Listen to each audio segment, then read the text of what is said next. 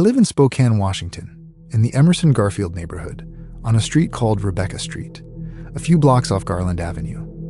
It's the kind of neighborhood where the houses were all built in the 1940s, close together, with narrow driveways and old maple trees that drop leaves all over the sidewalks every October.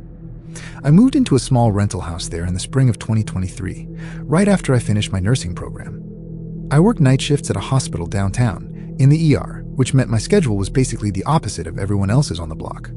I'd get home around 7:30 in the morning, sleep until early afternoon, and be up alone in the house most evenings while my neighbors were winding down for bed.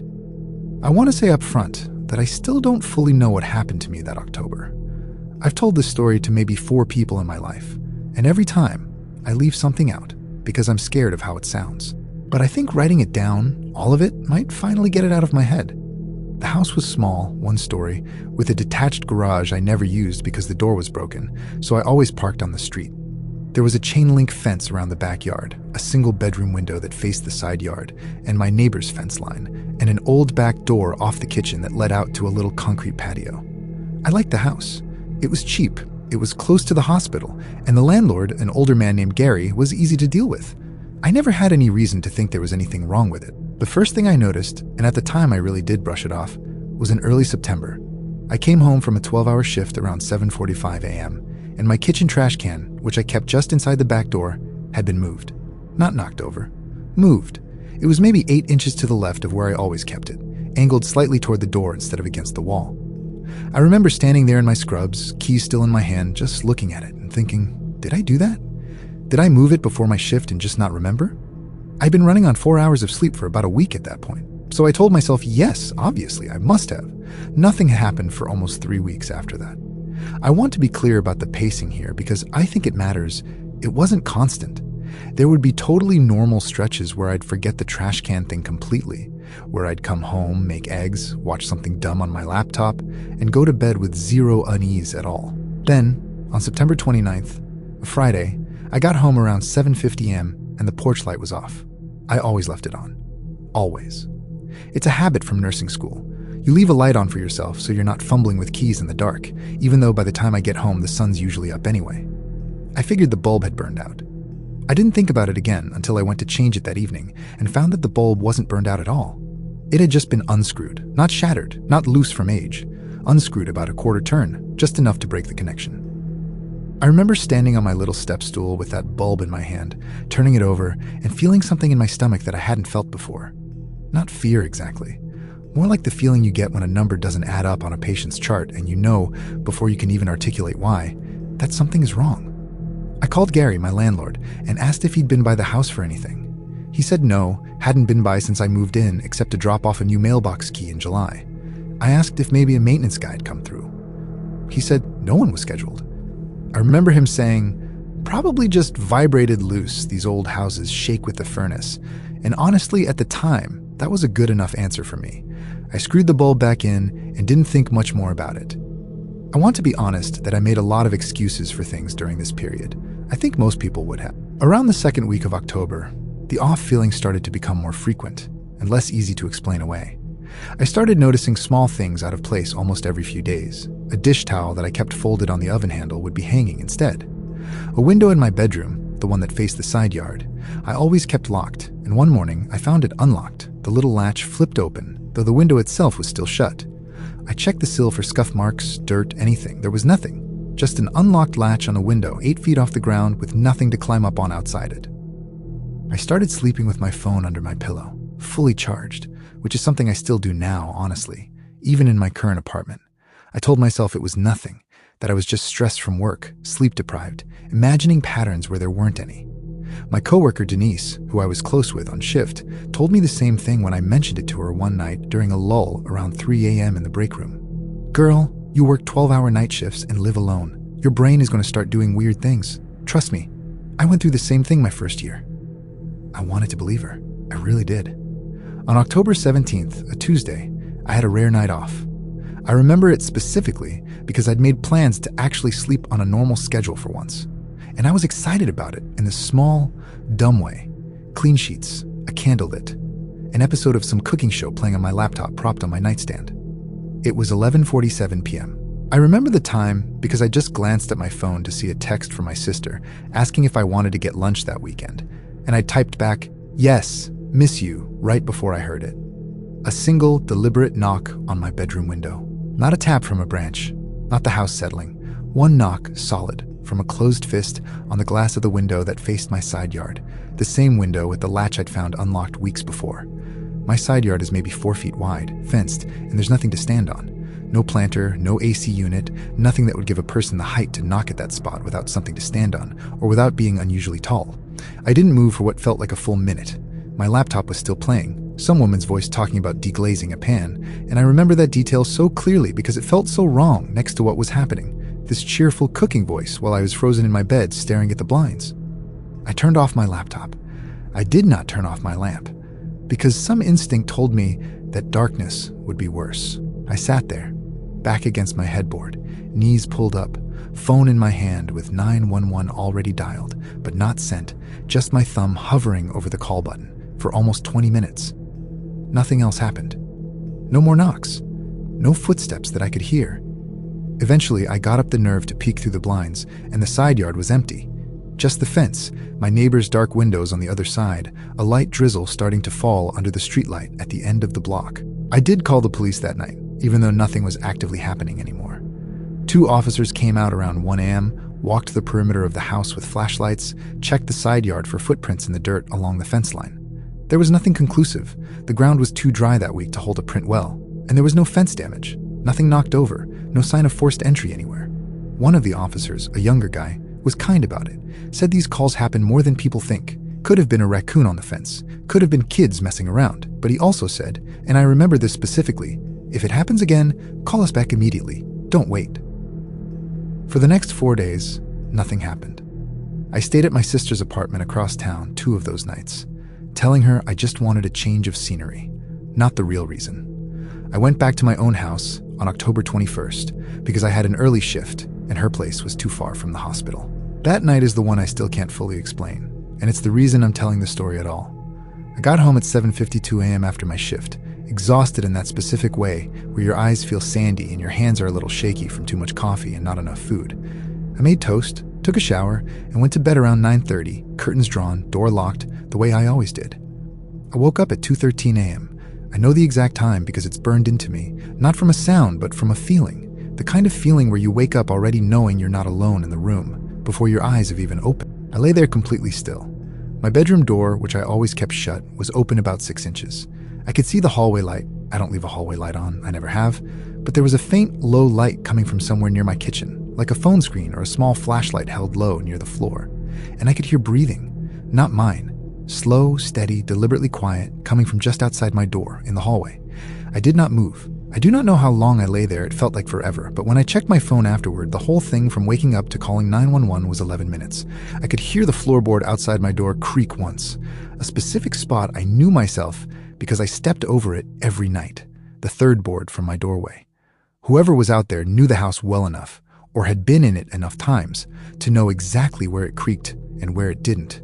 Because after that one creak, there was no more sound at all, just silence. And that faint light shifting slightly against the hallway wall, like someone was standing still and only moving their arm. I called 911 with my thumb, not looking at the screen, keeping my eyes on the gap in the door.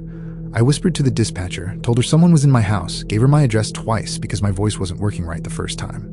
She kept me on the line, told me to stay quiet, stay where I was if I felt safer there than trying to leave.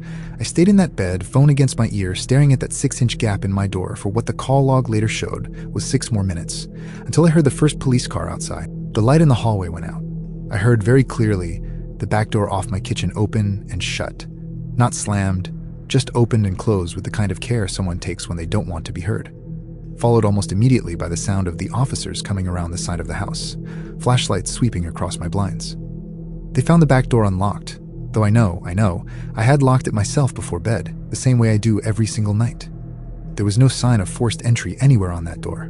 No pry marks, no broken glass, nothing. They found nothing in the backyard, no one on the street, no vehicle idling anywhere nearby, though one of my neighbors 2 houses down told the officers, and later told me directly, that she'd heard what she thought was a car door close softly somewhere around 2 a.m., but she hadn't looked outside because she assumed it was someone getting home late. The strangest part the part I still think about more than anything else, is what they found on my kitchen counter. My spare house key, which I kept on a hook by the back door specifically for emergencies, had been taken off the hook and placed neatly in the center of the counter, right next to my knife block. Not stolen, not hidden, just moved, laid out deliberately where I'd see it first thing. I moved out 3 weeks later. Gary was understanding about breaking the lease early once I explained what had happened, and he told me something that has genuinely never sat right with me since. He said the tenant before me, a man who'd lived there for almost 2 years, had also moved out abruptly, with almost no notice, and that when Gary asked him why, all the man said was someone kept coming back and wouldn't explain further and refused to give a forwarding address for his deposit. I never found out who it was. The police case went nowhere. No prints, no camera footage from any of the neighboring houses that captured anything useful, nothing on my own doorbell camera, because I hadn't installed one yet, which is the first thing I did in my new apartment. I think about that key on the counter more than I think about the knock on the window, more than the breathing in the hallway. Someone was close enough to me, in my space, comfortable enough in my home, to take the time to move something and set it down like they wanted me to notice, like it was a message. I never figured out what it meant, and some nights in my new place, with the doors triple-checked and a camera blinking its little green light in the corner of my living room, I still find myself wondering if I ever will. Story 2. The $4 billion situation. I live in Columbus, Ohio, in an apartment complex off Indianola Avenue, near the Clintonville neighborhood, in a building that used to be a converted 1920s brick house, split into 6 units. I moved there in January of 2024, right after a breakup, mostly because it was cheap and close to my job. I work as a delivery driver, mostly nights, for a food delivery app, which means I'm out on the road until 1 or 2 and most nights and asleep most mornings, while the rest of the building is up and moving around. My unit was 2 billions, second floor at the end of a narrow hallway. The unit directly below me, 1 billion, had been empty since I moved in. The landlord, a property management company rather than a person, kept saying it was in the process of being rented every time I asked. Across the hall from 1 billion was 1A, and that's where a man lived who I'll call by his real first name, because it matters later, Ron. Ron was maybe in his late 50s, kept to himself, always wore the same gray zip-up jacket whether it was 30 degrees or 70. I'd see him sometimes taking out his trash around dusk, and he'd nod at me, never really said much beyond that. I want to say clearly that for the first several months, nothing about the building felt off at all. It was quiet, a little run down, but nothing that raised any flags. The thing that started all of this, honestly, was so small that I didn't think about it again for almost 2 weeks. It was a Tuesday night in March, and I'd gotten home around 1:20 a.m. after my shift, tired, smelling like fast food, ready to just shower and pass out. As I was walking up to the building, I noticed the light was on in 1 billion, the empty unit. Just a single light in what I assumed was the living room window, facing the small parking lot. I remember standing there for a second, keys in hand, thinking maybe they'd finally rented it out and I just hadn't noticed anyone moving in. I didn't think much more of it. I went inside, showered, went to bed. The next day I mentioned it to the guy who did maintenance for the building, an older man named Curtis, who I'd run into a few times by the mailboxes. I asked him if 1 billion had gotten a new tenant. He gave me this look, like I'd said something strange, and said no. That unit had been empty for over a year. The pipes under the kitchen sink had some issue that the management company kept dragging their feet on fixing, and no one was allowed to move in until it was resolved. He said there shouldn't be any power running to it at all, actually, since the utilities had been shut off between tenants. I didn't push it further. I figured maybe I'd misjudged which window I was looking at, that it had actually been a light from 1A or from a car's headlights reflecting off the glass at a weird angle. That's the kind of thing you tell yourself when the alternative doesn't make sense yet. About 10 days later, I started noticing something in my own apartment that I couldn't explain the same way. I have a decent amount of natural noise sensitivity. Comes with sleeping during the day in a converted house with old floors. And I started hearing, almost every afternoon around 3 or 4 p.m. while I was trying to sleep, a very faint rhythmic sound from below me. Not quite footsteps, more like something being dragged, slow, deliberate, across a wood floor, then stopping for a long stretch, then starting again. I'd lay there with my eyes open, staring at my ceiling, trying to convince myself it was pipes, or the building settling, or Curtis finally doing repair work down there. But it never happened at a consistent time relative to any actual work schedule, and it only ever happened during the day, never at night, which felt backwards to me somehow. Like whoever or whatever was making that sound was awake exactly when the rest of the building was supposed to be at work or asleep. I texted my friend Alicia about it, sent her a voice memo of me holding my phone near the floor one afternoon, and she said honestly, it just sounded like an old radiator to her. Nothing dramatic. I wanted to believe that. For a while I did. Things shifted in early April. I came home around 1:40 a.m. on a Thursday, and as I climbed the stairs to the second floor, I noticed my apartment door. 2 billion, not wide open, just unlatched. Maybe an inch, the way a door sits when it hasn't been pulled shut all the way. I remember standing in the hallway just staring at it, going through the morning in my head, trying to remember if I'd actually closed it properly when I left for my shift around 4 p.m. I was almost positive I had. I always did the little pull check, where you shut the door and tug the handle to make sure the latch caught, because the lock in that building was old and finicky. I didn't go straight in. I stood in the hallway and called out, feeling stupid even as I did it. Hello? No answer. I nudged the door open with my foot, reached in and flipped the light switch without stepping inside first. Everything looked normal. My things were where I'd left them. Nothing missing. Nothing disturbed that I could immediately tell. I checked every room, closets, under the bed, even my tiny bathroom, feeling ridiculous the whole time. But I checked anyway. Nothing. I called the building's after-hours maintenance line, and Curtis actually picked up. Said he'd come by in the morning to look at the lock mechanism. That sometimes those old latches did stick without fully catching. I wanted that explanation to be true so badly that I let myself believe it that night. I put a chair under my doorknob anyway, which I know doesn't actually do much, but it made me feel like I'd done something. Curtis came by around 10 a.m. the next day while I was trying to sleep, checked the lock, said it looked fine to him, no obvious mechanical issue, but he oiled the latch anyway and told me to just double-check it from now on. I said I would. I already had been. The dragging sound from 1 billion continued, if anything a little more frequently through the rest of April. But the thing that really cracked something open for me happened on April 19th, a Friday. I'd had a slow night, got off early, home by 12:15 a.m. instead of my usual 1:30. As I was walking up to the building from the parking lot, I saw someone standing at the window of 1 billion, not moving, just standing there, close to the glass, facing out toward the parking lot, toward me. Though with the interior dark and the streetlight behind me, I couldn't make out a face at all, just a shape, a person-shaped shadow, still as a photograph. I stopped walking. I remember my hand tightening around my car keys, the little jagged edge of one digging into my palm. I did not call out. I did not move toward the building. I just stood there in the middle of the parking lot at 12:16 a.m., staring at a shape in the window of an apartment that was supposedly empty, with no working utilities, and it stood there staring back, or at least facing my direction, for what felt like a full minute before it simply wasn't there anymore. No movement that I saw. No stepping back into darkness. Just there. And then not. I sat in my car for almost 20 minutes before I could make myself walk into the building. When I finally did, I went straight up to 2 billions, locked the door, put the chair under the handle again, and texted Alicia something like, "Okay, something is actually wrong here, I'm not being dramatic." And she called me immediately, stayed on the phone with me until I fell asleep with the lights on. I want to mention something here about Ron, from 1A, because I think it matters, even though I still don't know exactly what to make of it. A week after the window incident, I ran into him by the mailboxes, and for the first time since I'd lived there, he actually started a conversation with me. He asked how I was settling in, if I liked the building, small talk stuff. Then, almost as an afterthought, he asked if I'd been sleeping okay. I said not really, and before I could stop myself, I told him about the light in 1 billion, the dragging sound, the figure in the window. I watched his face change while I talked, this slow shift from polite half-listening to something closer to genuine unease.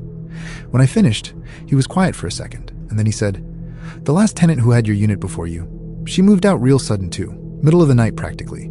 Didn't even take all her furniture." I asked him if he knew why. He said, "She never told me exactly, just said the building didn't feel right anymore." Then he said he had to go and went back into his apartment, and after that he went back to barely nodding at me in the hallway, like he regretted saying anything at all. The last thing that happened, the thing that made me break my lease early, even though it cost me a fee I genuinely could not afford at the time, happened on May 2nd. I woke up around 4 a.m., not from a sound this time, but because my apartment felt cold in a way it hadn't before, a damp basement kind of cold that didn't match the warm spring weather we'd been having. I got up to check my thermostat, and as I walked past my kitchen, I glanced down at the floor near the spot in my apartment that sat directly above where I always heard that dragging sound from 1 billion, and I found a small damp footprint on my kitchen tile. Just one. Bare. An adult-sized foot, still slightly wet, like someone had stepped there once, and then simply wasn't standing there anymore, with no trail leading to or from it. No wet marks anywhere else in the apartment. My door still locked. The chair still wedged under the handle, exactly where I'd left it. I moved out 12 days later. I never went back down to check 1 billion myself, and I never asked Curtis or anyone else what, if anything, they eventually found in that unit, because some part of me genuinely did not want to know. I still think about that footprint sometimes, alone in the middle of my kitchen floor, with absolutely no way to explain how it got there, or why it was only ever the one. Story 3. Night shift at Baldwin Court. I live just outside Tampa, Florida, in a neighborhood called Forest Hills, on a quiet dead-end street called Baldwin Court, a few blocks off Nebraska Avenue.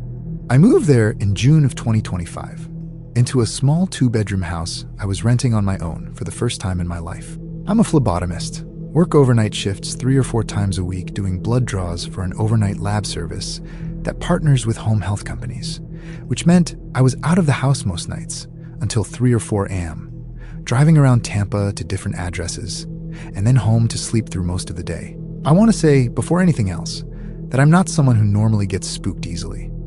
I grew up the youngest of 4 kids in a loud, chaotic house. I've worked in hospitals since I was 21. I've seen things on overnight shifts that would probably bother most people more than what I'm about to describe. Which is part of why this whole thing has stuck with me so much. Because I know what it feels like to be tired and jumpy and imagining things. And I know what it feels like when something is actually definitely real. And this was the second one. The house on Baldwin Court had a chain-link fence around a small backyard, a carport instead of a garage, and a row of overgrown hibiscus bushes along the side yard that I kept meaning to trim back and never did. The street itself dead-ended into a wooded lot that the city owned but never did anything with, just a stretch of pine trees and underbrush that backed up against 3 or 4 of the yards on my side of the street, including mine. For the first couple of months, I loved that house. It was quiet in the way I wanted after years of apartment living, no shared walls, no upstairs neighbors stomping around. The only thing I'd occasionally comment on to my mom during our weekly phone calls was how dark it got out there at night. No streetlights close to the dead end, just my porch light and whatever moon there was. The first strange thing happened in early August. I got home around 3:40 a.m. after a long shift, tired in that bone-deep, glassy-eyed way overnight work gives you, and as I pulled into my carport, my headlights swept across the side yard, over the hibiscus bushes, and I thought I saw something move back there, low to the ground, fast. My first thought, genuinely, was raccoon, maybe possum. We had plenty of both given the woods behind the house.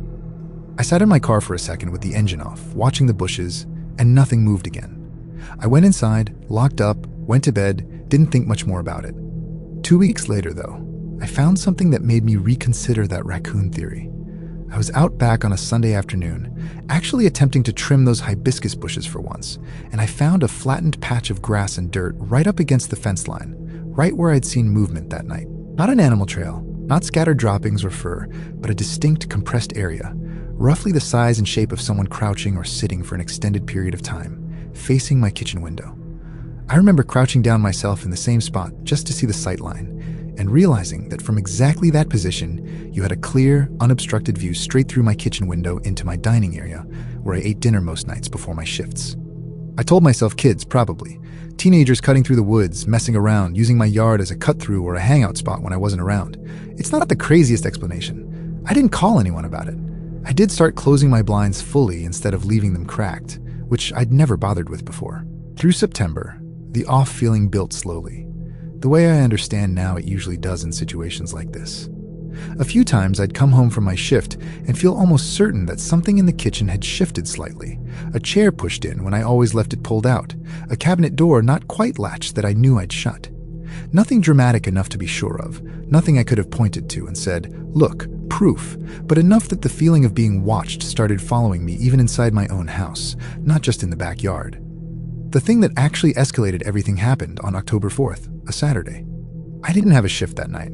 First Saturday off I'd had in almost a month, and I'd made plans to just relax, ordered food, put on a movie, actually poured myself a glass of wine, which for me on a random Saturday was a rare little treat. Around 11:15 p.m., I went to let some air in and cracked my back door for a bit, just the kitchen door that led out to the carport side, screen door still shut and locked, main door open behind it.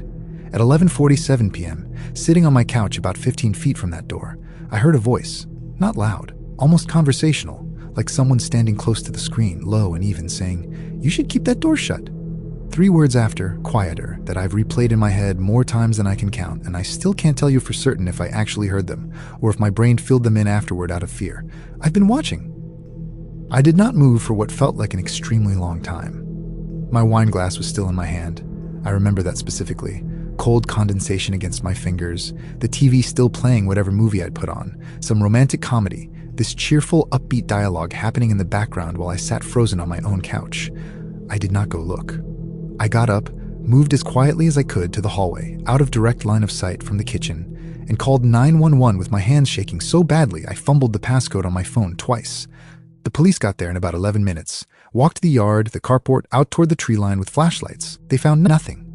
No footprints they could point to definitively, though the ground near that same flattened patch by the fence looked freshly disturbed again. No one out in the woods that they could find, though one officer told me candidly that the wooded lot behind my house connected to 2 other streets, and someone could have easily cut through and been gone in minutes before they even arrived. They asked if I had a doorbell camera. I didn't, not yet, though I bought one online at 2 a.m. that same night, hands still not fully steady. For almost 3 weeks after that, nothing happened. At least nothing I could point to directly, though I never once again cracked that back door, and I started parking directly in front of the carport instead of pulling all the way in, so my headlights would sweep across more of the yard on the way in every night. The last thing, the thing that made me finally break my lease in November, even though I'd only been there 5 months, happened on October 29th. I got my doorbell camera installed by then, finally, cheap model, but functional, motion-activated, sent alerts straight to my phone. I was on shift that night, out doing a draw at a house near Temple Terrace, and around 2:13 a.m. my phone buzzed with a motion alert from the camera. I remember standing in that stranger's driveway, in my scrubs, blood draw kit still in my hand, watching the video on my phone screen. The porch light in the clip was on, my own dark front door visible, the little strip of front yard, the street beyond it quiet and empty. And then, entering from the left side of the frame, a figure walked slowly across my front yard. Not toward the door, just across, unhurried, in dark clothing, hood up, face never once turning toward the camera the entire 11 seconds it was visible. It walked at a normal, almost casual pace from one edge of the frame to the other and disappeared off the right side, toward the side yard, toward the hibiscus bushes, toward that flattened patch of dirt against the fence. There was no second clip, no motion alert from the backyard because I didn't have a camera back there. Nothing on the front camera again for the rest of that night. I called the non-emergency police line from that stranger's driveway, shaking, and finished my shift because I genuinely did not know what else to do and drove straight to my sister's place afterward instead of going home. I gave the footage to the police. They said they'd look into it, that the figure's build and gait didn't obviously match anyone with a record in the immediate area, that without a clearer angle or a face there wasn't much more they could do beyond keeping an eye on the street for a while. I moved out 3 weeks later. My new place has cameras covering every angle of the exterior, and I still, almost a year later, get a small jolt of adrenaline every time a motion alert pops up on my phone during a shift, even when it turns out to be nothing more than a cat or a shadow from a passing car. I never found out who that was in the footage, or why they said what they said that night through my screen door, or whether they'd been watching me from those woods for longer than I ever knew. The house on Baldwin Court is still there. Someone else lives in it now. I've never driven back past it, not once, not even by accident. And that's all 3 stories for tonight. If you made it this far, thank you for sticking with me through all of this. These 3, the house on Rebecca Street, the $4 billion situation, and Baldwin Court, are some of the ones that stuck with me the most while putting this video together. What gets me every time isn't the jump scares or the dramatic moments. It's the small stuff. A trash can moved 8 inches, a footprint with no trail, 3 words through a screen door. That's the stuff that actually keeps people up at night, because it's so close to something that could happen to any of us in any ordinary house on any ordinary street. If one of these stories got under your skin, let me know which one down in the comments. And if you've ever had something happen to you, something small, something you still can't explain, I want to hear about it.